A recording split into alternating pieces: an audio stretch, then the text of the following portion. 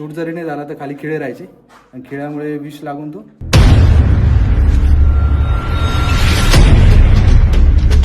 Good morning मित्रांनो, आपण आज आलोय छत्रपती संभाजीनगरची शान म्हणजे देवगिरी किल्ल्यावरती. या किल्ल्याचं लोकेशन तुम्हाला पहिले सांगून देतो, जो की 15 किलोमीटर अंतरावरती आहे संभाजीनगर बस स्टँड पासून. आणि देवगिरी किल्ल्याचं काही जण याला दौलताबाद पण म्हणतात, पण मूळ नाव म्हणजे की जुन्या काळापासून चालत आले ते देवगिरी किल्ला. सध्या आम्ही देवगिरी किल्ल्याच्या गेटवरती उभा आहे आणि आम्ही तिकीट्स काढलेले 25 रुपये पर हेड असं तिकीटची प्राइस आहे. तुम्ही इथे पार्किंग करू शकता 20 रुपयामध्ये. आणि सध्या मी उभा आहे देवगिरी किल्ल्याच्या गेटवरती, जो की इथं आहे. आणि हा जो पूर्ण परिसर आहे तो अंबरकोट म्हणून ओळखला जातो. अंबरकोटची जी काही बांधणी होती ती बहुधा इतिहासकार म्हणतात की मलिक अंबरने बांधली. आणि याच्या बाजूला बाहेर इथे एक खंदक होतं, पहिले कोरडं खंदक, याच्यात पाणी नव्हतं राहायचं, पण आता तिथं गाड्या वगैरे लावून पार्किंगची व्यवस्था केलेली आहे. काही भागामध्ये आहे, मी तुम्हाला पुढे व्हिडिओमध्ये दाखवतो. हा जो आहे पुढं हा रस्ता तुम्हाला डायरेक्ट खुलताबाद मार्गे एलोरा केव्जला नेतो. तर चला आपण जाऊया पुढे किल्ल्यावरती.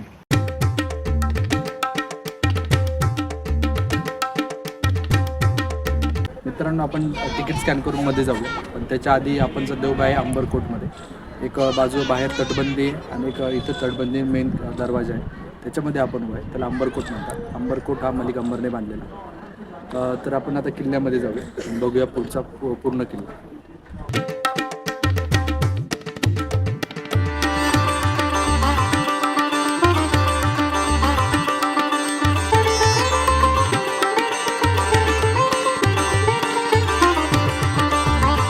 या भागात आल्यानंतर तुम्हाला तिकीट स्कॅन करून आतमध्ये सोडण्यात येतील. तिकीट ऑनलाईन आहे. त्याच्यानंतर तुम्ही इथे समोर आला की हे दुसरे काका तुमची चेकिंग करतील. वरती जाताना प्लास्टिकची बंदी आहे, त्याच्यामुळे चेकिंग गरजेची आहे.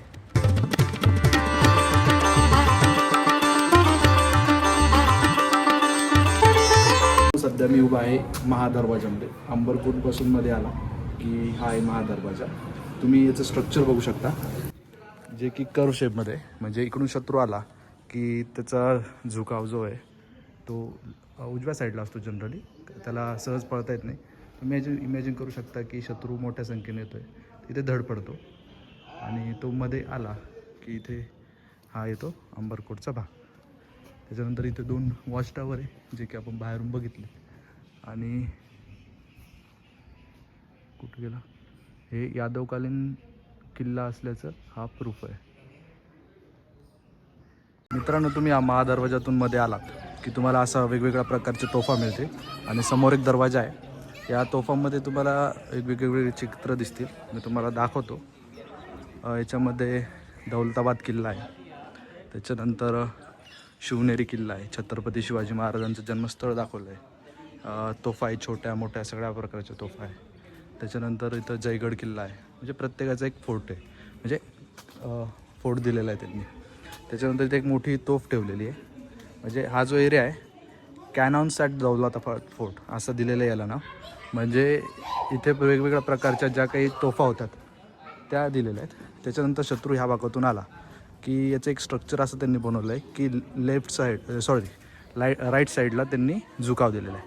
म्हणजे जनरली माणसाचा झुकाव जो असतो तो सरळ पळण्यात असतो, पण या किल्ल्याचं असं काही स्ट्रक्चर दिलेलं आहे की तुम्ही पळत आलात ग्रुपनं, जेव्हा शत्रूमध्ये येतो तेव्हा तो राईट साईडला जातो, तो एकमेकांच्या आदळला जातो. त्याच्यानंतर तुम्ही इथं बुरुजाचं स्ट्रक्चर बघू शकता की जर वरतून एखादा सैनिक आहे गडावरचा, तो आपल्याला इझिली बघू शकतो. पण आपण इथं उभा राहिलो आणि इथून जर मध्ये जायचा प्रयत्न केला तर आपल्याला वरचा शत्रू दिसत नाही, पण वरच्याला खालचा पूर्ण माणूस दिसतोय, ज्याच्यामुळे वरतून बाणांचा वर्षाव करायला एकदम इझी होतं. त्याच्यानंतर इथं आल्याच्यानंतर तुम्ही या साईडला एक दरवाजा बघू शकता, तुम्हाला तिथे नेऊन दाखवतो मी. हा एक फेक दरवाजा आहे. फेक दरवाजा असे भरपूर दरवाजे आहेत, आपण याच्यात बघू. हे बघा, इकडून जर शत्रू गेला, लावलेला आहे दरवाजा, मध्ये स्ट्रक्चर्स आहेत, पण शत्रू इथून आला की परत किल्ल्याच्या बाहेर जाऊ शकत होता. म्हणजे हा एक किल्ल्यावरती न जाण्यासाठी बनवलेला दरवाजा, म्हणजे शत्रूचा इथं टाइमपास होतो. इथे वरती हा एक दुसरा दरवाजा आहे. किल्ल्यावरती जाण्यासाठी मेन 7 दरवाजे आहेत, बाकीचे फेक दरवाजे असे बरेच आहेत. त्याच्यानंतर इथं मेन दरवाजावरती पण असं एक आर्किटेक्ट कोरलेलं होतं. हा एक हत्ती आहे आणि त्याच्या पायामध्ये तुम्ही बघू शकता हे साखळदंड दाखवलेला आहे. म्हणजे याचा अर्थ जे काही इथं राज्यकर्ते होते यादव, त्यांना असं सांगायचं होतं की तुम्ही किती बलाढ्य तुमचं राज्य असू द्या, पण इथं आल्यानंतर तुमच्या पायामध्ये साखळदंड हा घातलाच जाईल. म्हणजे तुम्ही आमच्यासमोर एक छोटं आहे, म्हणजे तुम्ही आमच्यासमोर काहीच करू शकत नाही, असं त्यांचा सांगण्याचा प्रयत्न होता. तर आपण आता मध्ये जाऊया. परत तुम्हाला इथे एक दरवाजा दिसेल, म्हणजे दरवाजा लावलेला आहे. याच्यावरती आता हे काळाच्या ओघामध्ये कुठंतरी याचा टोक गेलेला आहे, पण इथे पहिले जेव्हा हत्ती वगैरे आणले जायचे दरवाजा फोडायला, तर याला विष लावलं जायचं आणि याचं जे टोक होतं त्याच्यामुळे हत्तीचा मृत्यू व्हायचा. तर शक्यतो हत्तीचा मृत्यू देणं म्हणजे एक प्रकारे ते अपशकुन मानलं जायचं. तर त्याच्यामुळे पहिले उंट लावलं जायचे आणि उंटावरती हत्तीची धडक बसायची आणि त्याच्यानंतर उंटही मारला जायचा, कारण विष लावलेलं होतं आणि टोकदारामुळे त्यांचा एक प्रकारे मर्डर केला जायचा. इथे देवळं दिलेल्या आहेत. इथे आपले गडावरचे सैनिक इथं बसायचे, दोन्ही साईडला आहेत. आपण आता मध्ये जाऊन इकडे वरती जाऊया. वरती जायला पाठीमागनं रस्ता असेलच. बरेचसे रस्ते यांनी बंद करून ठेवलेले आहेत. मित्रांनो, जेव्हा आपण अंबरकोटातून महाकोटात प्रवेश करतो तेव्हा दोन मार्ग आहेत, एकीकडे जातो एकीकडे जातो. तुम्ही इथं जर आलात आणि इकडे बघितलं तुम्हाला दरवाजा दिसतात. आता जरी दिसत असला तरी त्याचं जे स्ट्रक्चर आहे जुन्या काळात दिसत नव्हता. आणि बाहेर किल्ला या साईडला आहे आणि इकडं प्रशस्त वाट आहे, इकडं निमृती वाट आहे. तर जो कोणी शत्रू इकडं पहिले इकडे डाव्या साईडला जायचं. डाव्या साईडला रस्ता असं झिकझॅग आहे. झिकझॅग जवळपास 1.5 किलोमीटर आहे. 1.5 किलोमीटर नंतर गेल्याच्या नंतर तिथे एक खंदक आहे. म्हणजे इथं शत्रू जेव्हा येतो तेव्हा 2 भागामध्ये स्प्लिट होतो. काही इकडे जातात, काही इकडे जातात. इकडे गेला तर दरवाजा त्यांना लागतो, तो फोडण्यात त्यांना वेळ जातो. आणि इकडं जाईपर्यंत वरतून किल्ल्यावरचे सैनिक त्यांच्यावरती वार करतात आणि बरेचसं सैन्य तिथं थंडगार होतं. आणि तिथून वापस येईपर्यंत शत्रू थकून जातो आणि इकडे जाण्याचा प्रयत्न करतो. परत तिथे 2 दरवाजे आपण तिथे आपण बघूया. चला, परत तुम्ही इथून आला पुढे की इकडे परत तुम्हाला राईट साईडला जायचं आहे.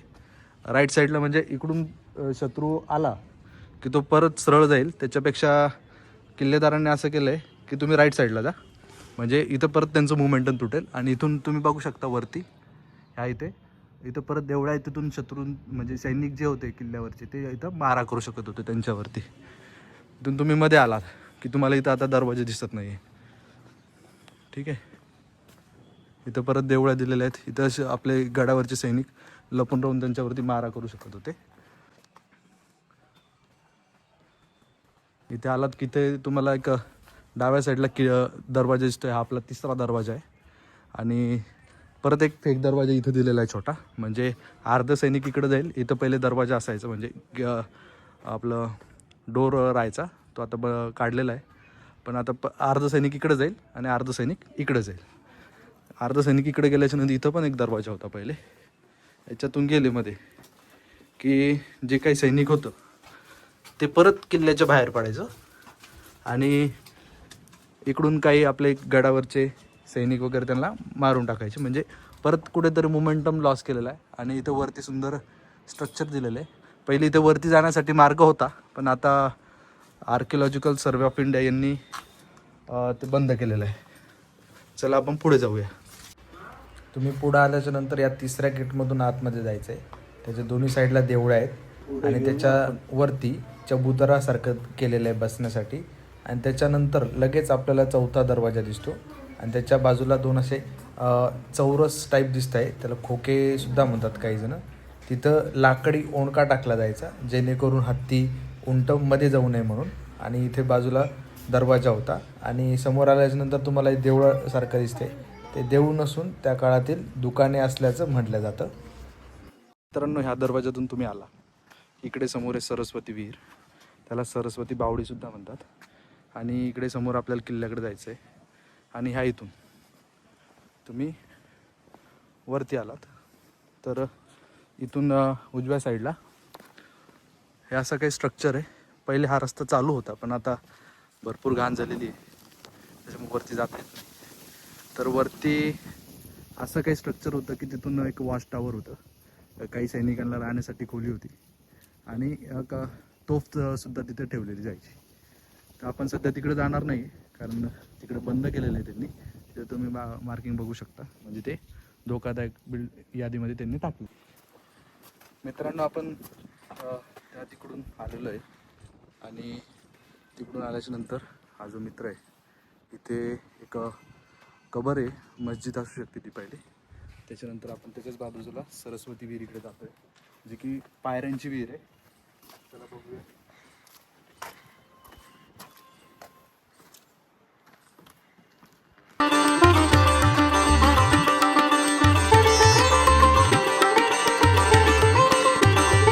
ही आहे पायऱ्यांची विहीर. हिला सरस्वती बावरी किंवा बावडी विहीर सुद्धा म्हणलं जायची. याला उतरण्यासाठी दोन्ही साईडनं पायऱ्या आहेत, पलीकडनं पण पायऱ्या आहे आणि ह्या इकडनं पण पायऱ्या आहे. याच्यामध्ये पहिले पिण्याच्या पाण्यासाठी आणि गडावरती जेवढं काही पाणी लागतं त्याच्यासाठी ही विहीर बांधली जायची. पहिले यादव काळामध्ये पहिले किल्ला बांधला गेला. नंतर ही जी विहीर आहे ही पुरावे असे सांगतात की ही मलिक अंबरने बांधली. मलिक अंबर हा नगर रचनेच्या बाबतीत एकदम हुशार व्यक्ती होता, वजीर होता तो निजामशहाचा. मित्रांनो, तुम्ही ह्या विहिरीला चारी साईडनं चक्कर मारू शकता. तुम्ही बघू शकता जागोजागी इथे पायऱ्या वगैरे दिलेल्या आहेत.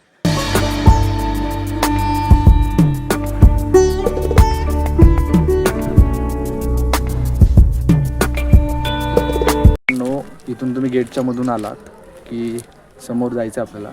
इकडे एक मस्जिद आहे आणि तुम्ही सरस्वती बारो आत्ताच बघितली. काही लोकांच्या मते की तिकडे एक देवळं होती, पण देवळं नव्हती ती, कारकुनांना बसायला जागा होती, काही बाजारपेठ होती. सरळ रस्ता गेला तर तो बाजारपेठ पूर्ण. आपण जाताना बघूया ती बाजारपेठ. आपण ह्या इथे कचेरी बिल्डिंगच्या तिथं आलो आहे, पण ते बंद आहे, त्यामुळे आपण तिकडे काही चाललो नाही.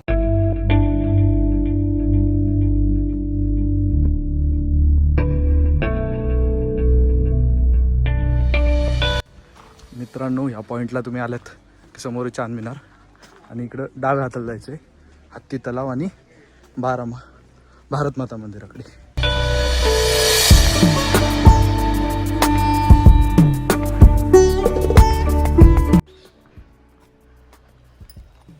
मित्रांनो, सध्या मी आहे भारत माता मंदिराच्या बाहेर असलेल्या हत्ती हौदला.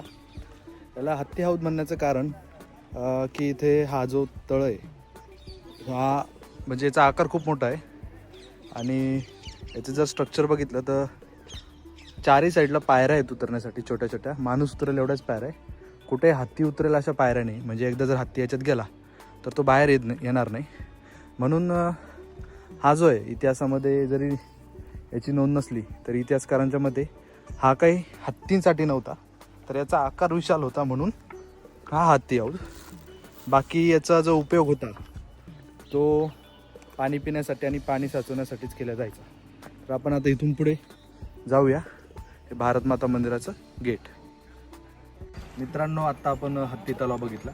माझ्या पाठीमागे तुम्ही बघू शकता ते भारत माता मंदिर आहे, पण त्याच्यासमोर काही अवशेष दिलेले जुने, आपण ते बघूया आणि नंतर भारत माता मंदिरात जाऊया. इथे आल्याच्या नंतर तुम्हाला इथं काही खांब दिसतील. हा जो खांब आहे तर हे पहिले इकडच्या साईडमध्ये होते, आता त्यांनी गवतामध्ये टाकले. हा जो खांब आहे हा म्हणजे आपला एखादं सभामंडप उभा राहण्यासाठी दिलेला खांब. म्हणजे असा एखादा मंडप आहे तर त्याच्यामध्ये उभा राहण्यासाठी दिलेला खांब आणि त्याच्यासमोर जे काही कमान राहील त्याच्यावरती असे कमळाचे डेकोरेशन. आणि त्याच्यानंतर मला मी दाखवतो इथे की हे जे दिलेले आहेत हे वरचे जे स्ट्रक्चर्स झूम करून दाखवतो. पलीकडे अडचण आहे, हे खांबावरती ठेवले जायचे आणि याच्यावरती नंतर स्लॅब टाकलं जायचं. हे असे भरपूर सारे गवतामध्ये दिलेले आहेत. म्हणजे सभा मंडप तयार करण्यासाठीचे हे जे अवशेष आहे ते इथे ठेवण्यात आलेले आहेत. त्याच्यानंतर तुम्ही हा जो चांद मिनार आहे आपण त्याची माहिती सांगूया. तिकडे जाण्यास बंदी आहे, त्याच्या आधी आपण या इकडे भारत माता मंदिरात जाऊया. तर भारत माता मंदिराची माहिती दिलेली आहे त्याच्यानुसार याची जी एरिया आहे तो 87 बाय 87 मीटर आहे.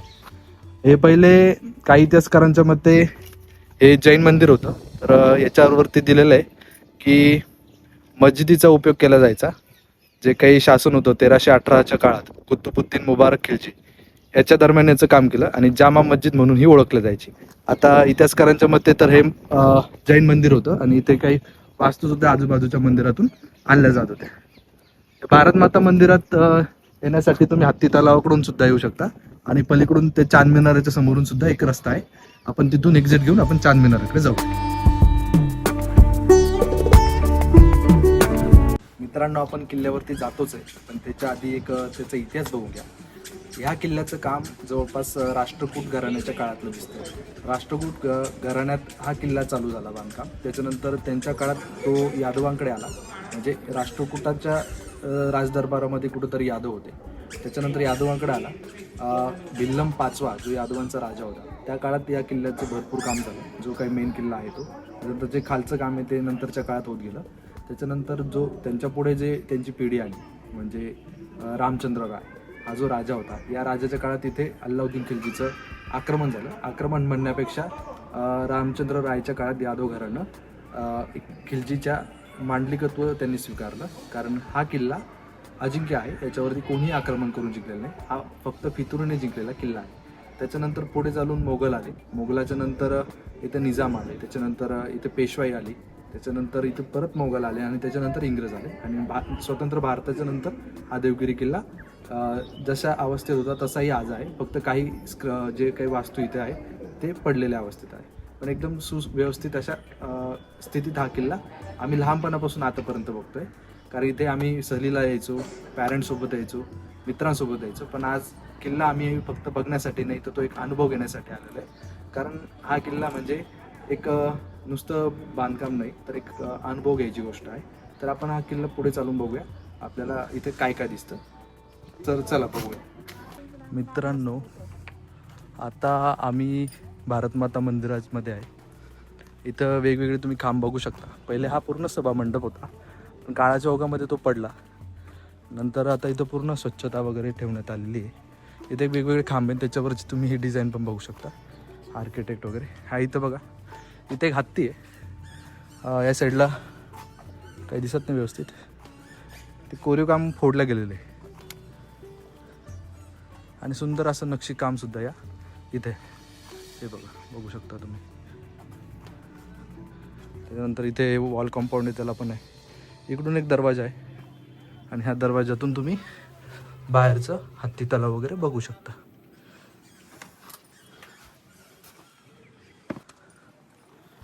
जुन्या काळामध्ये असं म्हटलं जायचं की हा एक जैन मंदिरचं एक वास्तू होती. त्याच्यानंतर इथं अतिक्रमण होत गेलं. इथं मस्जिद आली. अल्लाउद्दीन खिलजीच्या नंतर जो खिलजी आला त्याच्या काळामध्ये इथे एक मस्जिद तयार करण्यात आली. त्याला जामा मस्जिदसुद्धा नाव दिलं गेलं. पण आता नंतरच्या काळात भारत स्वतंत्र झाला आणि एक भारत मातेची प्रतिमा म्हणून भारत माता मंदिर तयार करण्यात आलं. आणि हे मंदिर तयार करत असताना आजूबाजूच्या एरियात जे काही असे खांब होते ते आणले. जवळपास 120 खांब या मंदिरामध्ये आहे आणि इथे एक सभामंडप बांधण्यात आला. म्हणजे अशा प्रकारे एक फक्त नंतरच्या काळात मूर्ती ठेवण्यात आली. हे मंडप तर आधीच तयार होतं. भारत माता मंदिर आहे. आपण काही पूर्ण जाणार नाही मध्ये, पण तुम्हाला दाखवतो मध्ये कसं काय.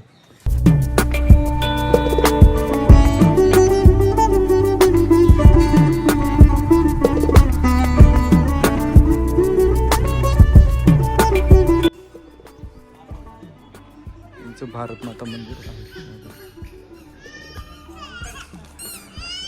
त्या तिथं आपला मेन किल्ला आहे आणि भारत माता मंदिरामध्ये आपण सध्या आहे. आणि ह्या समोरच्या रस्त्यातून आपण वरती जाणार आहे आणि तो आहे चांद मिनार. चांद मिनारचं वैशिष्ट्य असं की याच्यावरती पहिले ब्ल्यू कलरच्या फरच्या होत्या. पूर्णपणे ब्ल्यू कलरच्या फरच्या होत्या आणि हा 4 मजली. आता सध्या तो बंद केलेला आहे कारण त्याचं आता बांधकाम खूप जुनं आहे. सध्या चांद मिनारवरती जायला बंदी आहे कारण बांधकाम जुनं आहे. वरती सिक्युरिटी वगैरे आहे, पण आपण तिथे काही जाणार नाही कारण तुम्हाला पूर्ण किल्ला अजून दाखवायचा आहे. तुम्ही बघू शकता बाहेरूनच किती मस्त असं सुंदर बांधकाम त्यांनी केलेलं आहे जुन्या काळामध्ये. इकडून त्याचा रस्ता आहे जायचा पाठीमागणं वरती गेला की दरवाजा बंद केलेला आहे. तिथे उर्दू भाषेमध्ये काहीतरी लिहिलेलं आहे. तो माझ्या मागे तुम्ही बघू शकता चांद मिनार आहे.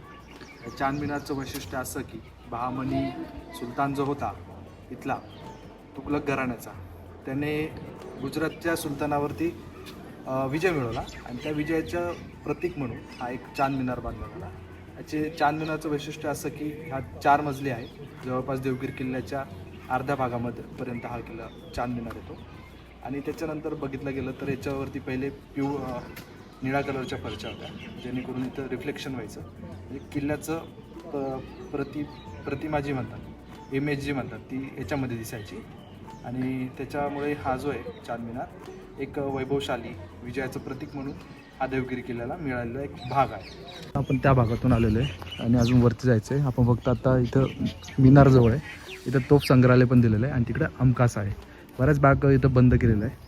तुम्ही जी वाट बघू शकता ही जरी पुरातत्व खात्याने बांधलेली असली तरी जुनी वाट अशीच होती म्हणता, जेणेकरून शत्रू जर तिकडून पळत आला. आता शत्रू काही एकटा येत नव्हता, शत्रू मोठ्या संख्येने जायचा, हजारोच्या संख्येने. जेव्हा तो पळत यायचा तेव्हा तुम्ही वाट बघू शकता की इथे जर पळत गेलात तुम्ही, इथे जर पळत गेला तर मोठ्या संख्येने, हजारोच्या संख्येने असल्यामुळे इथे त्याचे पाय मुरगळायचे. एक जर पडलं तर हजारो लोक पडायचे, शेकडो लोक पडायचे. त्याच्यामुळे त्यांचा इथं कुठेतरी मोमेंटम लॉस केला जायचा, त्यांची स्पीड केली जायची आणि त्याचा फायदा किल्ल्यावरती लोक घ्यायचे, जेणेकरून हा किल्ला बराच वेळ लढत राहायचा. या बाजूला अमकास आहे, आपण तिकडे नंतर जाऊया कारण किल्ला अजून बघायचं राहिलेला आहे. कारण बऱ्याचशा गोष्टी तिथे गेल्यावरती कळतात की बंद आहे. ती तुम्हाला वाट जरा व्यवस्थित वाटू शकते कारण आर्किओलॉजिकल सर्वे ऑफ इंडियाने इथे बरंचसं काम केलेलं आहे. त्याच्यामुळे किल्ला हा मजबूत राहिलेला आहे. पण पाठीमागं जर बघितली तर त्यांनी ती वाट तशीच ठेवलेली. अनेक सहली इथं आलेल्या आहेत. आज जरी विकेंड नसला, वीकडेजमध्ये आहे आपण, गर्दी भरपूर आहे कारण किल्ल्याची प्रतिमा तशी आहे. जागोजागी इथे किल्ल्याचे मॅप दिलेले आहेत. किल्ल्यावरती जायच्या आधी या भागात तुम्ही पाणी पिऊन घ्या. वरती पाणी नाही आहे, स्वच्छ पाणी फिल्टरचं. मित्रांनो, आतापर्यंत आपण आलेलो आहे 7व्या दरवाजापर्यंत. आतापर्यंत आपण बघितलं अंबरकोट, महाकोट, कालाकोट, त्यानंतर आपण बघितली सरस्वती बारव, त्याच्यानंतर कारकुनांचं महाल, त्याच्यानंतर भारत माता मंदिर, हत्ती तलाव, असे बरेच ठिकाणं आपण बघितले. आणि आता आपण आहे 7व्या दरवाजापर्यंत. इथपर्यंत आपण पार्ट 1 बनवतोय कारण बऱ्याच जणांचं सजेशन आलं की व्हिडिओची लेंथ जास्त होते, त्याच्यामुळं तो पार्ट 2मध्ये व्हिडिओ बनवायला सुरुवात कर. म्हणून आपण देवगिरी किल्ल्याचा पार्ट 1 इथेच थांबवतोय आणि पार्ट 2 आपण लवकरच अपलोड करू. त्याच्यामध्ये बाकीचा इतिहास जो आहे तो आपण त्याच्यामध्ये कव्हर करण्याचा प्रयत्न करूया. धन्यवाद. 5वा दरवाजा, त्याच्यानंतर 2 दरवाजे राहतात, मी करू शकता. आता आमच्या असिस्टंट मिसेस सोनू, ज्यांना काही लोक अमृतासुद्धा म्हणतात, त्या इथे लपंडाव खेळण्याचा बेत आखलेला आहे त्यांनी. हा किल्ला जिंकला नाहीच तो. मी अंधारी मार्गामध्ये त्याला भुलभुल्या सुद्धा म्हणतात कारण पूर्णमध्ये तुम्ही जर इकडं बघितलं तर आपण चुकून जाण्याचा प्रयत्न केला तर तो नक्की पाडायचा.